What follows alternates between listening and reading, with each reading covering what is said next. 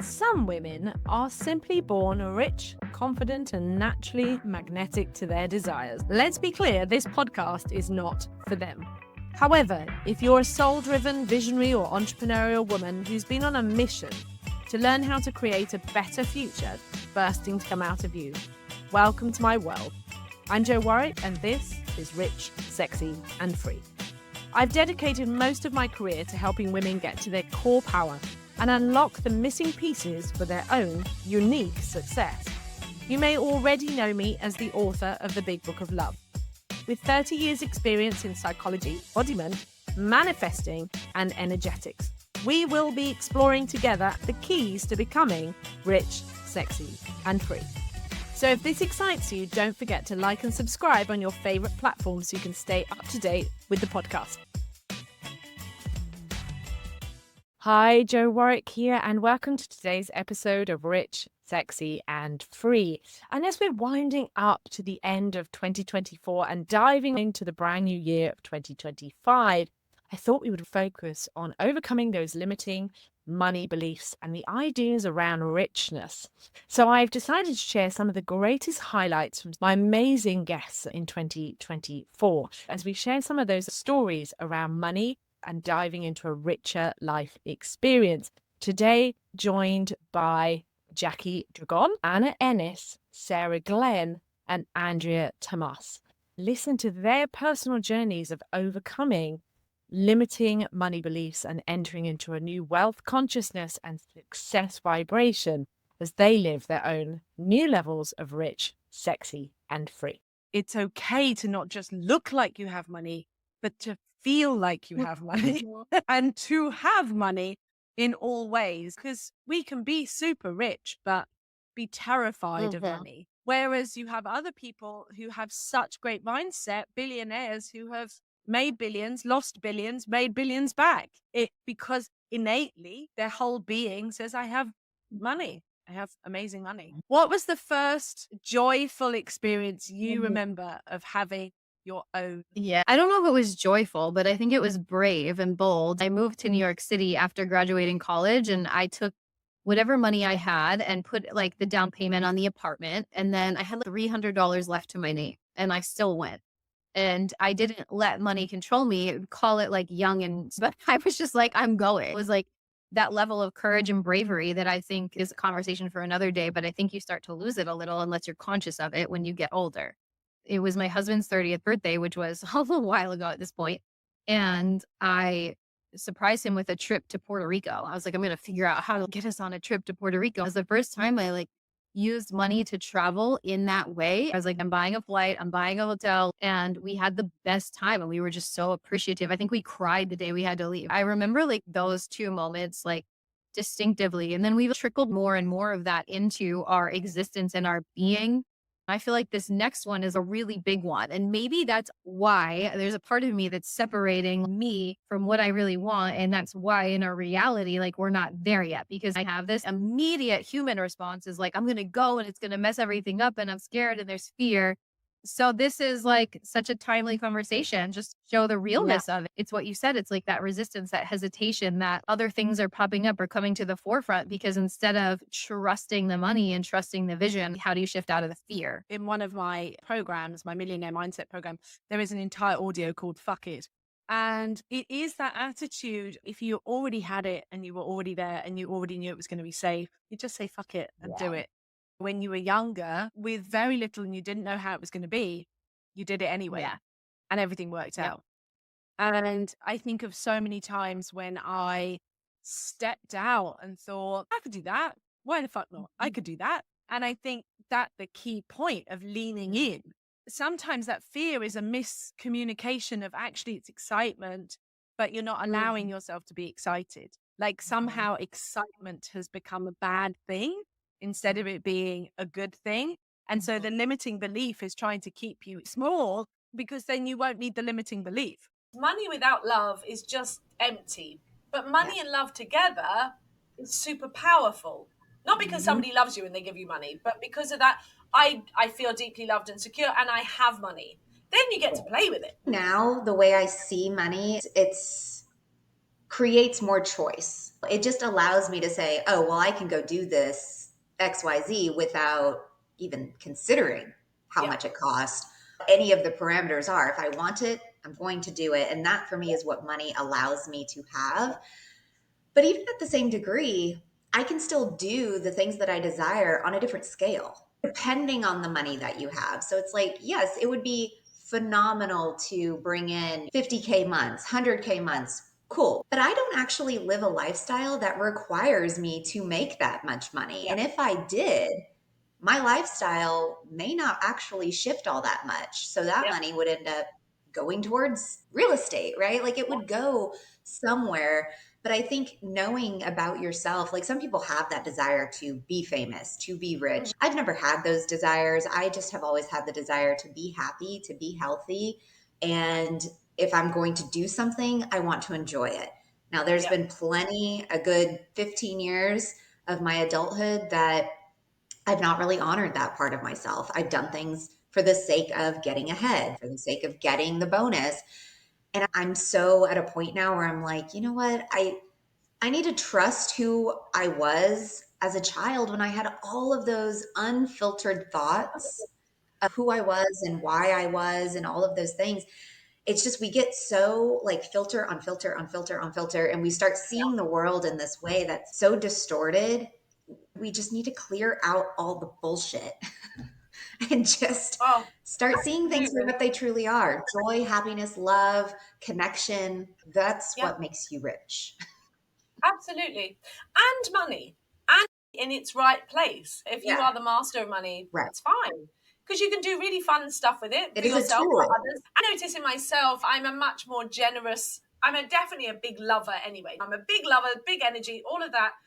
And yet when I have not allowed the money to flow, it makes me not be the person that feels good to me.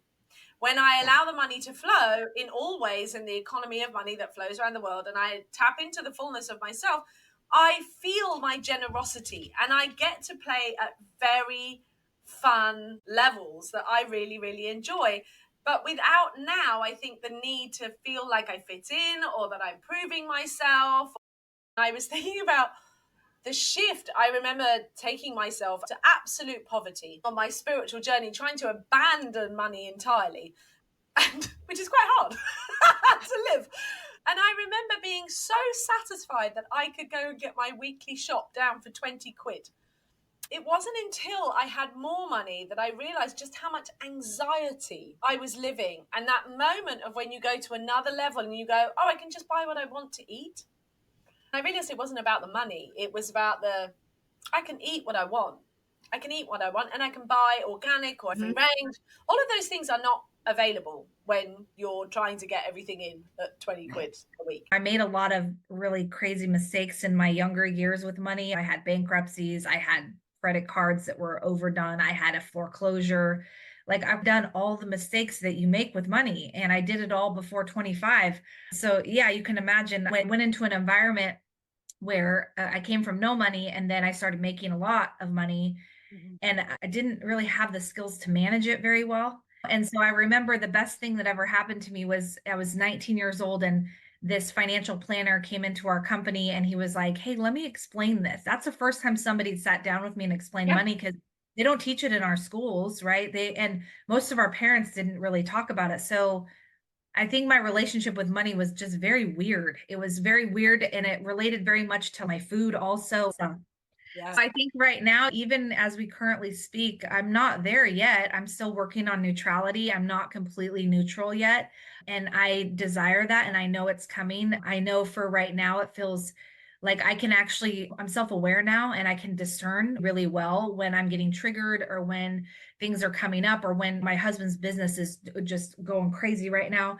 And so for me, as money starts coming in, it's like the Costco thing, right? Where I'm like, oh my God, because I remember the days when we couldn't afford a $1,500 bill at Costco. You know what I mean? And so for me, even though we could do that times, my heart is very humble in the fact that I remember every day where I came from, but I also, that's not like a crutch or anything. It's something that just like I hold on to in my heart. And I have these just wild and crazy and wonderful thoughts about money now. It's just, it's a beautiful tool for me to give back to the people that I love and that I adore. And we've just gotten to do some cool stuff with money lately. I was so tied to it before, Jo, like so tied to it as a benchmark of success, how much money I had. Yeah. And I know a lot of people struggle with that also in the world of it defined my identity. And I made very clear when I was young to make a lot of it and to have that as my icon. And then as my faith started strengthening and my relationship with God started strengthening, my neutrality of money has definitely come a lot easier than it did in the past. Would you say actually it goes hand in hand? Whereas a lot of people might have programming that says, oh, if I have faith and I have a relationship with God, that I can't have money, which again is total absolute BS. It's just another limiting belief. So do you think they go hand in hand? Is that how you've alchemized from that fear place of holding money? What really has grounded me in the relationship of money that I have right now is I got really clear why I wanted to make money, like, and what the purpose behind it was. And for me, I'm not driven by crazy materialistic things, even though we have some really beautiful things in our life right now. So shifting my relationship with debt, releasing that guilt once again around money and accepting where I'm at. And I'm like, it's time to get my power back and take freaking responsibility for where I'm at. No one is gonna come and save me. No one is gonna do it for me. I'm the only one that can shift it and that can do it. So the shift in the depth in how I do it, and then looking at money as like with so much more light and reminding myself that as long as I am alive, I can make as much money as I want. And this can shift any day. This can shift any moment, especially when you have a business, especially when you're an entrepreneur. Like things can shift from one day to another. So bringing that hope back and that belief that things are shifting. Yes, I love that. And that word hope, for a lot of people, hope does not flow through money, and the hope of change and expansion and abundance. Andreea, this leads us to something so beautiful, because you've talked about shame a bit and we've talked about money, and I would like to know, what is something you've alchemized? Yeah, I would say is around my worth. Because I've placed my worth based on how much money I have in my bank account, based of if I am accepted by those around me, and on these external factors. But I would say the last 2 years or so, it was a lot based on how much money I have in my bank account.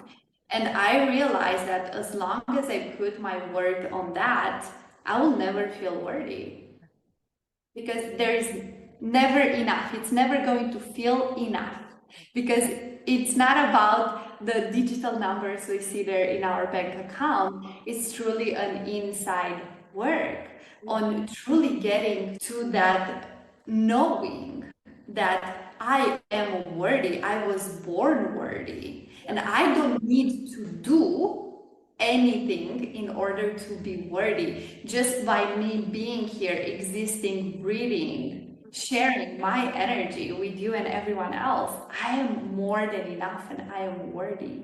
And this is, I would say, the biggest thing I've been able to alchemize. And I know that when I tap into this truth and I show up like that into the world, I give others permission to remember who they truly are. Yes, absolutely. And it's just interestingly, I've been doing quite a few interviews for the podcast, and it's something I've heard a lot. But in fact, we are walking miracles. Literally, our bodies are fucking miracles. Walking miracles that science still cannot even comprehend. We probably know about 10% of the capacity of our bodies, and even less about the capacity of our brains. We are walking miracles of evolution, spiritual beings having a human experience. We're here to be human, and all that good stuff about being human. We never judge when we feel joy.